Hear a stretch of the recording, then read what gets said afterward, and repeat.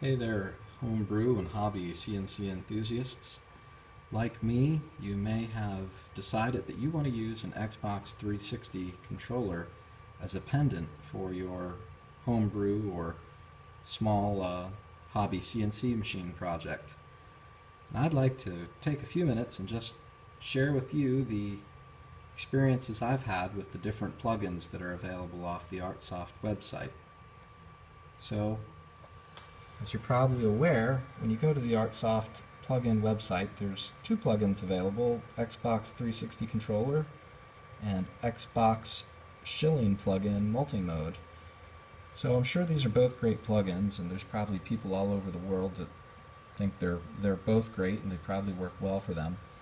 I have a small Harbor Freight mini mill conversion that I'm using with an older Vista PC, an older Vista laptop, and I also have a USB smooth stepper plugged into a TB6560, so that's my setup.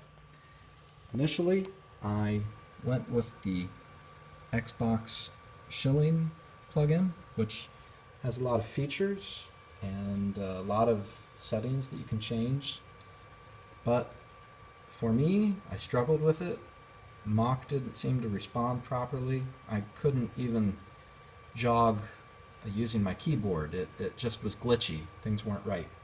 I also had a hard time, no matter how careful I was, when I would use the joystick, I had a hard time isolating the x-axis or the y-axis. It seemed like I was always moving both of them simultaneously.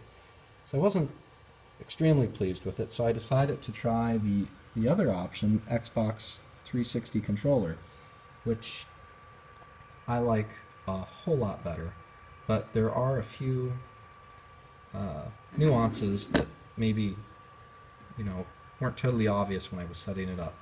So first of all, you definitely need to have DirectX on your computer, and I believe I have DirectX 11, which is the latest version, and that seemed to work great. If you are unsure if you have it, you can come to the Start menu and run DXDIAG,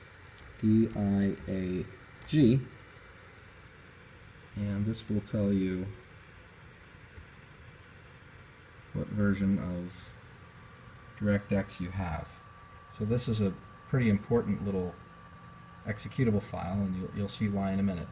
There's also some other really useful information on this. If you go to the Input tab, you will see that it will tell you your vendor ID and your product ID. So you're going to need that information. The other nuance that's worth mentioning, so it's pretty easy to configure the plugins. You just basically download the executable off of the Artsoft website, and it will copy it into the proper directory. If you go to config plugins, you can see that the Xbox 360 controller shows up just as you would expect. Nothing too surprising there. What you don't see, or at least what I don't see anything about that plugin on my plugin control menu. So that threw me at first. I wasn't sure if it was working right. The next thing that threw me, I did not realize that you can double click on config from that menu and configure your plugin. So I was able to get this far, but I still could not get the controller to work. And what I realized is these two fields, vendor ID and product ID, did not automatically populate. So fortunately, that information is easily obtained by going to your DirectX or DXDiag utility, and you can find vendor ID and product ID. So once I figured that out, I was able to configure the plugin. Doesn't have as many options as the Shilling plugin, but to be honest with you, what's here is exactly what I needed, and I really didn't need to tweak too much. It just worked great. I really like this option to disable diagonal axis movement, that's perfect. So I was able to configure this, do some really nice things with it, and I actually think this is a great plugin, and I'm really happy with the way it works.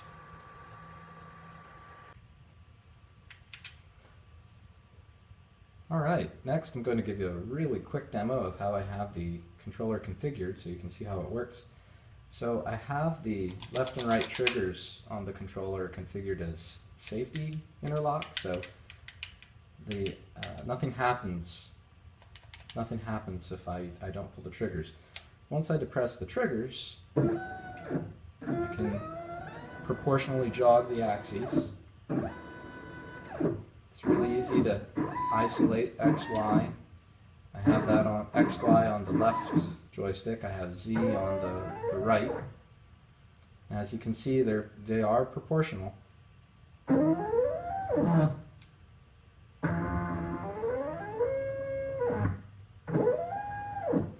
So that works really well.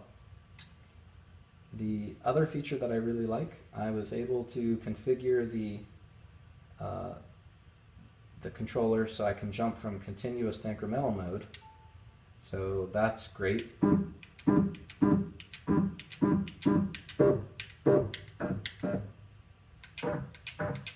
And you can also change the increment from the controller.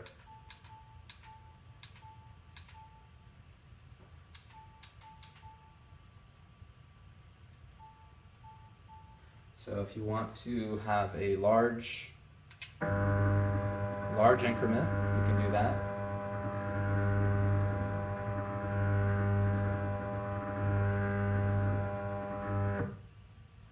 Or if you want to set it to smaller increments, that's also an option. I will warn you, I'm not sure why, when you're in incremental mode, even though I have the controller set up for the triggers to work as safety interlocks, I can still incrementally jog without the triggers pulled. So not a big deal, but something worth mentioning. So I'll put it back on continuous mode. I also have the buttons configured. I have the B button, the red button, set as reset, which is really handy. Green, I have a cycle start. Yellow is feed hold. And the blue button I'm using to switch from continuous to incremental mode when I'm jogging. Start button and the back button, I'm using those to change the increment for incremental mode. So there it is. I am extremely happy. For $24 I was able to have what I think is a really decent handheld pendant for my homebrew CNC machine. So I hope that's helpful.